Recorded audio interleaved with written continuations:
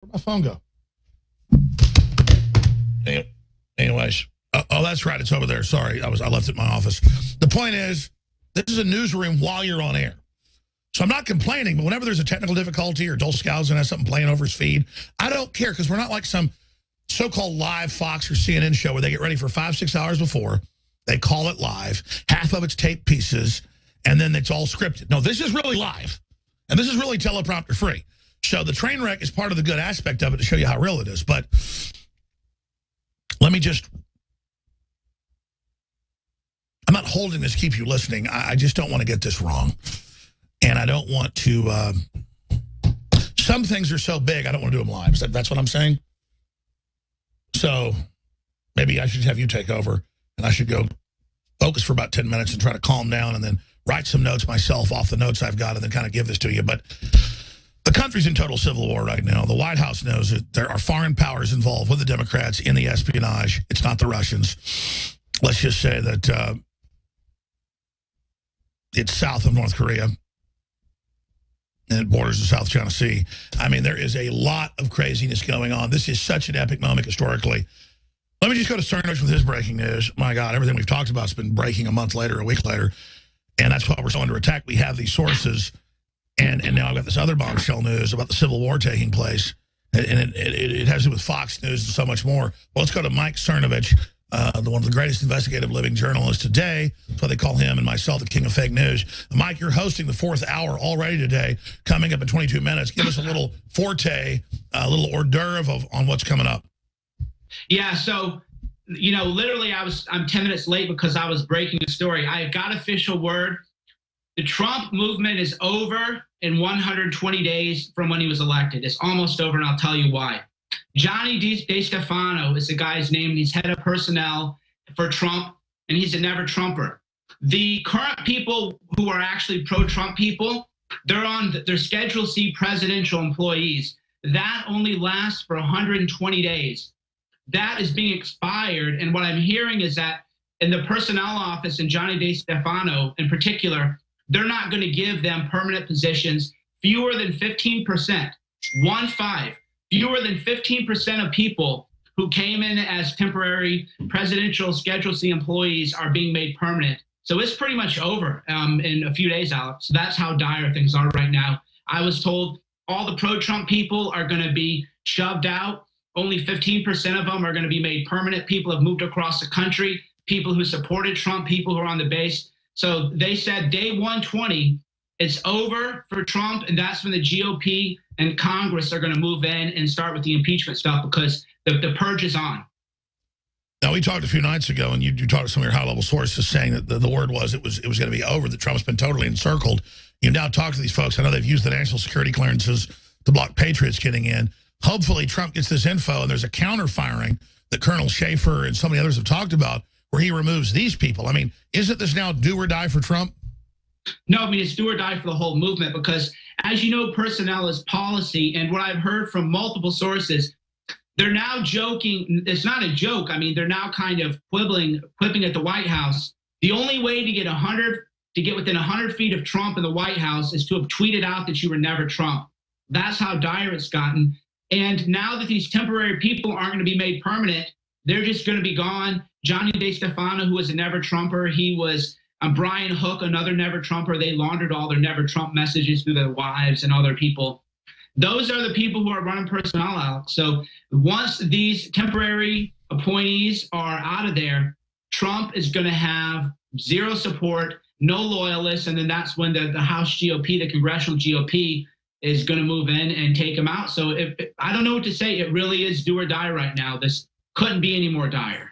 Well, the word is Trump's getting ready to axe the upper-level leadership. What does he need to do specifically, Mike Cernovich, to kill this? Get rid of Johnny DeStefano. His head of personnel, Google Johnny DeStefano. He's the head of personnel. He makes all of the personnel decisions. I realize, you know, a lot of us, we talk about Reince Priebus and Spicer because they're the big celebrities. But the real power, I've told now, it isn't Reince Priebus anymore. Johnny DeStefano has more power than anyone else in the White House, probably than Trump himself, because this guy is bringing in like a Trojan horse. He is bringing in never Trumpers into the White House. So who cares what happens with Reince Priebus? Doesn't matter. Sean Spicer, it doesn't matter. If the head of personnel and policy is going to send all the people who moved across the country and who supported Trump, if he's going to send them back home without a job in a couple of weeks, doesn't matter what happens with Reince Priebus or Spicer. That's the high profile. So I was actually told that a lot of the information we're getting about Priebus is a distraction from what's going on with Johnny DeStefano. He is actually the person with the most power, more power now than Reince Priebus himself. And they're certainly moving on Trump right now. I'll go ahead and break down the information I got. Rupert Murdoch has been on the fence about Trump, and over the weekend talked to Trump on Sunday and decided to go ahead and warn Trump about the plans with the Democrats to turn over Fox News, to get rid of it, to go ahead and cull it out. But they see their ratings down by a third. They see that $1 billion being lost, and they know the Democrats have always been their enemies as well. So Murdoch's having second thoughts about turning the empire over to his sons and family, and warn Trump, fire everyone you've got in there and bring in people and follow Reagan's example and put in a bunch of patriots right now, or you're done. They are going to impeach you. So I've had this info for an hour and a half. Cernovich, I wanted him on separately today just to pop in because he's hosting the fourth hour. He's basically mirrored some of the info. But what I'm giving people is directly from the highest levels. One of the other things that Trump doesn't even know about, but has been confirmed by intel agencies, Jared Kushner met with the Russian ambassador in the middle of the campaign, long before Trump was even the presumptive nominee, in early 2016, even before Cleveland. And Trump never knew about this, that Kushner met with the Russian ambassador. And then when Trump comes out and says, none of my campaign ever met with him, well, the whole time it's Kushner feeding that as a way to parlay things to the Morning Joe and others, that he indeed is the ace card of the Russians. Jared Kushner is the double agent operative who is the only one that actually did meet.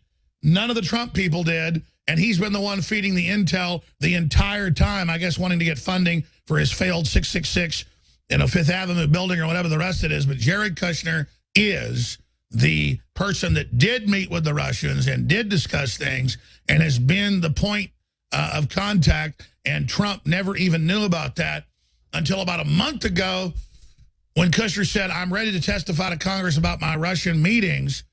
That was just to make him look clear and open later, when Jared Kushner, through weakness or whatever, is one of the main moles that met with the Russian ambassador. And then again, Rupert Murdoch has decided to join with Trump because he believes it's a double cross to take down all conservatives, including Fox News entirely, and has told Trump he needs to have a sweeping purge right now or he will be destroyed when the personnel change comes over. I didn't exactly know what they meant by the big personnel change. I thought Trump was doing the sweep. They said, no, he got to do a total sweep to stop their complete takeover. And I didn't quite understand it. And then Cernovich, like, a key in a lock or a horse in a carriage, perfect storm, this all just came together. Yeah, no, you're exactly right. And it isn't as sexy to a lot of people as the Sean Spicer, Reince Priebus thing, but that was the key, is your sources were giving you great information as always. But the key was that they're all 100, because you and I, we're not bureaucrats. So a lot of the stuff we hear, we're like, well, wait a minute. A lot of it goes over our head. Yeah. So the key is that if you look up and your production team can find it, it's called a Schedule C presidential employee. They're in there on 120-day terms. Yeah, they're transitional. And then if they don't all get authorized and approved, they're gone. Exactly. And there is somewhere between 800 and 1,200 of them. Fewer than 15% have been made permanent. So that is Johnny DeStefano's silent coup. That's why the fake news media won't cover it, because they're controlled by deep state. The only so I want people, I don't know if we need to call the Office of Personnel Policy, Alex. We need to jam their phone lines. I don't know if there's a line, a phone number or something. We need to jam their phone lines. You call the White House, it has to be routed to the Office of Personnel Management. Yeah, we need to get on the phones, because I was about to say that. Everybody needs to call Congress, call the White House, tweet at the president, retweet, get it all up to him. When he out at the rallies, let him know that we understand that he is the titular head of the Liberty Movement. They want to destroy him as an example to everybody. You're going to be covering all this more in 15 minutes in detail. Mike Cernovich, an amazing investigative journalist. And again, it's not even fun to have his sources or our sources. This is real. This is dangerous. This is hardcore, the level we've gotten to. And It's just getting crazier and crazier and crazier. And there's very few patriots in. They're very high level. And Trump is just completely surrounded. He's got to know they are going to get these people in where he has no protection. They're going to leak a bunch of lies, and they're going to destroy him. He is hopping mad. He wants him out. He wants a purge. The problem is none of them will follow his orders to even do it. So, Mike Cernovich, we'll be following you coming up in the 4th hour today. If stations out there aren't carrying the 4th hour, a lot of them do. Infowars.com/show. Thank you, Mike. Thank you. That I don't have any personal ties to Trump other than I've talked to him, 10 times or whatever. It's just I know he's real. He cares about the country. He's surrounded by scum. It's like watching a baby getting eaten by 100 rats or something. And because we won't empower the president, he's like a baby. He can't move because he can't do it all himself. And the rats are like eating him. It's not like a lion being eaten by hyenas. It's worse. It's a baby, the rebirth of America, being eaten by these little red-eyed rats. And he's just surrounded. We need a battle plan. So Dr. Corsi was texting me this morning, saying we got to get a battle plan. We got to get on the offensive. And I was saying, yeah, battle plan, battle plan. So he's writing articles about this. This is just so crazy. But they're all in. The globalist leftists are all in. What is your intel there as our D.C. head and Dr. Corsi? What do we do to turn this tide? Because it's clear more than ever. They are making their run at the president right now. Well, and Alex, what I'm doing is that the first article is today. I mean, this is something I've been specially trained in, this whole issue of disinformation and propaganda. I actually was trained by Edward Bernays, who is the father of public relations, and he wrote the book called Propaganda in the 1930s that was responsible for the Goebbels propaganda and the rise of Nazi Hitler. And so, Nazi Germany. And what I'm saying is I'm laying out the techniques that work and don't work when you're under a disinformation propaganda technique. This has been studied, there's rules, and if Trump follows these rules, he's going to win. Now, the first rule, and what I wrote up today, is that the idea is you create a false narrative, a meme, and this meme is Russian collusion. The Trump, and you just keep propping that lie up. And yes, and there's no evidence for it. Okay, we've had repeated statements from Senator Feinstein, who May 4th. Sure, there's no evidence. I mean, we've got that. There's no evidence. We got that from Schiff, all of them. Yeah, and but that doesn't defeat the meme, because you see, Schiff then says, well, it's not a, there's circumstantial evidence, and we may have not discovered it yet, but we're going to find it. So a meme, a lie, a propaganda disinformation campaign is not defeated by information or the truth. It's a hard point to get across. But I mean, if you take a look and you say that Hitler's attacking the Jews under these... Sure, it's like Saul Alinsky. It's hard to defeat him just debating him with the facts. Yeah, and the more facts you adduce, even if you're right, it just extends the argument. It adds the snowball. Instead, you circumvent and attack the fact that Alinsky's a piece of crap. Right, and so, the basic corollaries are that, if you take a look at it, dealing with it, first is the facts are not going to work because they just say you're part of a conspiracy theory, that you don't believe the truth of the Russian collusion story. So they demonize you and you become part of a conspiracy theory. And second, the second corollary is basically that, no matter how anyone who attempts to prove this, who tries to stand up and say, wait a minute, it was Hillary that was part of the being paid over the uranium, or it was Podesta being paid in stock over this company, Jolie. Well, now you're just part of the conspiracy theory, and the mainstream media is never going to report anything that's contrary to the meme that is being put out, the narrative by the deep state and the mainstream media, who are determined to set this lie. Exactly. So you were trained to be able to counter these type of foreign government operations. We did work for the State Department. First time we ever talked about this, I know you were involved in it. You've also written best-selling books that have affected elections, so you're an expert on using what was the ultimate propaganda weapon, truth. But how do we deal with memes, total manufactured false reality paradigms? Because if you debate the false paradigm, you add energy and power to it. How do you circumvent it? Well, first of all, I mean, the first point I'm writing in this article is that you've got to understand that you're not going to beat this by facts. You're not going to beat it by proving that it was wrong. That never makes it go away to the true believers of the mem, to the lie. I say we get on the offense with all the crimes they've committed and go after them. Yeah, it no amount of, so let's go after Hillary, let's go after Podesta. This is not true. There's no evidence. The mem still continues. Now, the subsequent articles, what I'm going to show is how you gain control of the narrative again, how you recapture the narrative, take it out of the hands of the deep state, and how you take it over from the mainstream media. What Trump is not doing very well right now is he's not managing the news. Trump has lost control of the news. He used to be on the news constantly. They've told him to be presidential, give up your phone, back off so they can eat him alive. What does Trump need to do right now?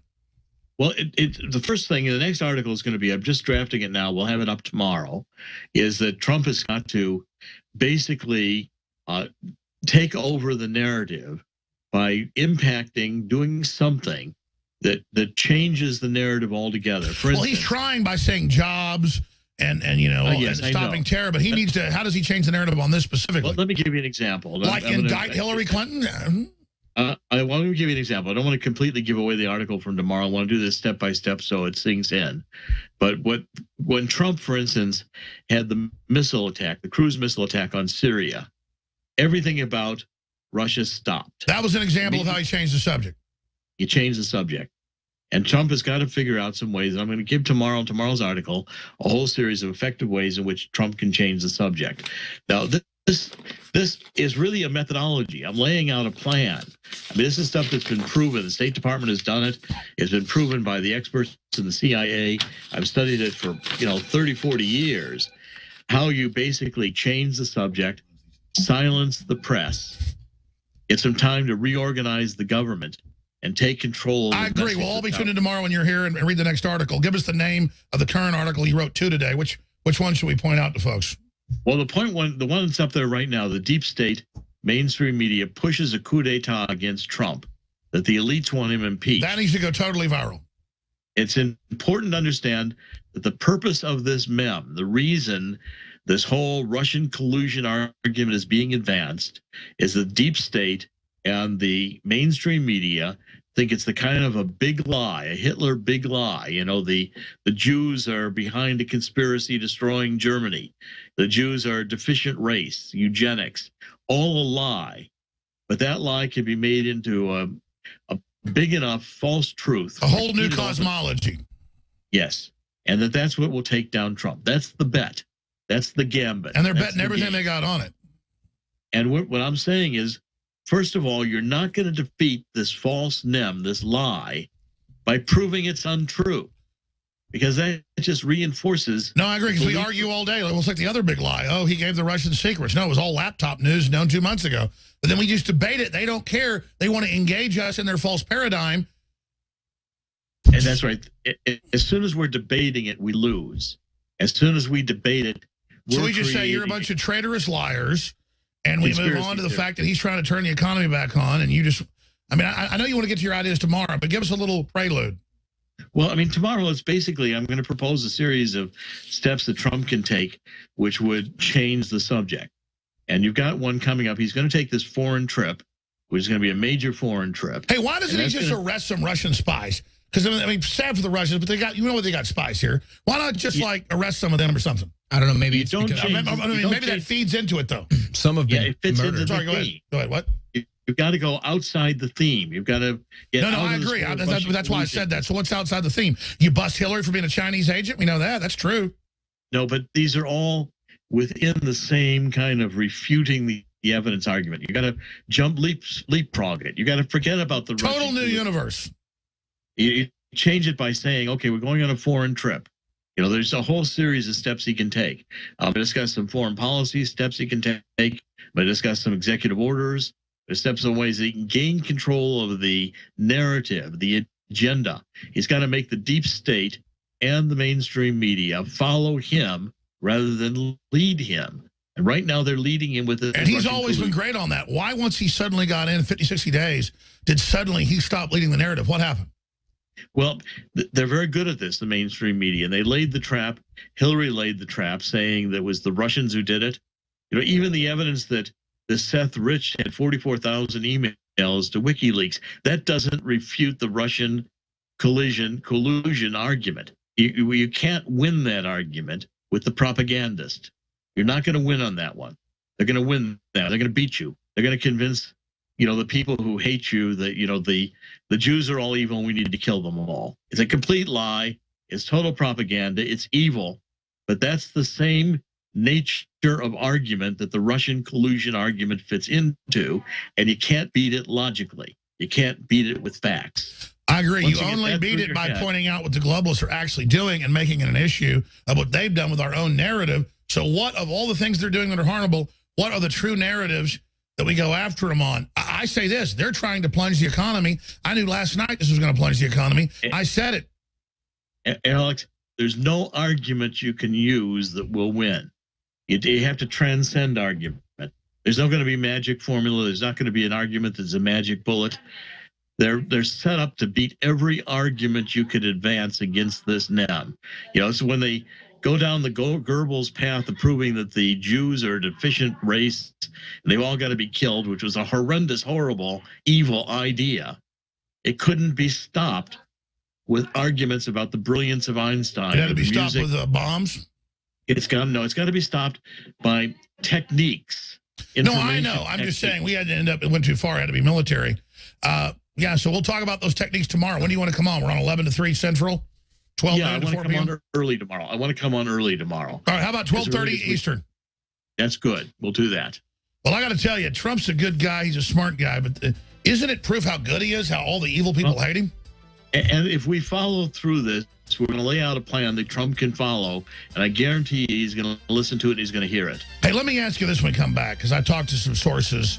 We'll do 5 more minutes with you, and Cernovich is coming up. We'll host a little bit with Cernovich, though. Let me ask you this when we come back. The word is Rupert Murdoch has now decided to join with Trump. That's the word. He's finally, for some reason, is going to flip back. Something's happened. Now, is that disinfo? It comes from the White House. FBI investigation was into Fox. That might have stopped. A year and a half ago, or almost a year and a half ago, early 2016. We know the Russian bank met, but now it's the ambassador. That's a separate issue.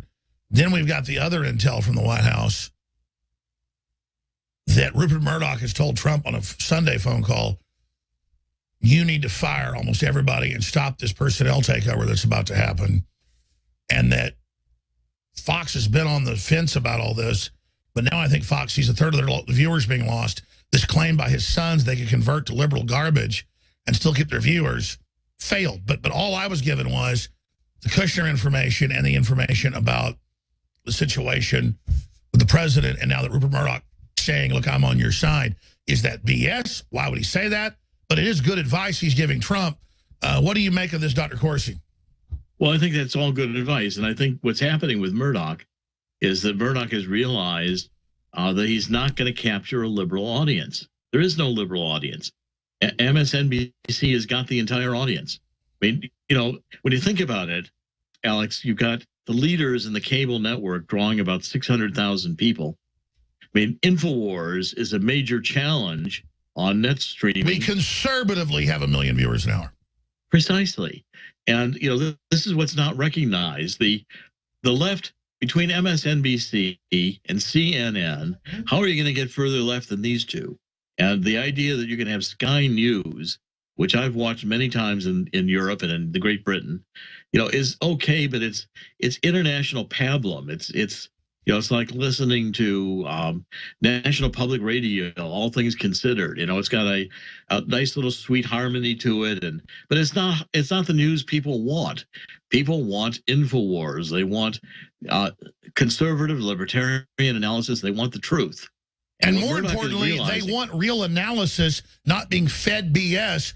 We talk to the listeners just like it's us talking, high-level analysis. It's not, we tell you how it is like you're 5 years old. Not hive mind. Well, and what I'm giving you here in these articles I'm going to write is the most internal, highly classified generally, except I'm not using classified information, but these are techniques that were developed by the CIA, by the State Department, by intelligence agencies going back to the 50s and 60s. I was about to say, I mean, I knew you did a lot of this work, but why are you telling people now? It shows how much trouble the country's in. Well, I'm telling you, I'm bringing it out today because I think if Trump doesn't understand these principles, the left will have him impeached because they're using the and that's what Colonel Schaefer, who knows this classified stuff, said as well. He said, we're in a total info war. They plan to bring him down. He's got to fight back. And he's got to fight back with techniques that work, not just, yes, let's bring out the truth. Let's counter all this with the fact that, Hillary, etc. But Comey has not ever prosecuted a single leaker. Okay, there's been dozens of them. It's a politicalization of the... Well, we are coming down to George Washington level disinfo. I've never used disinfo or lies. The country's on its last legs. The Democrats admit they're using lies. They've said that in the New York Times.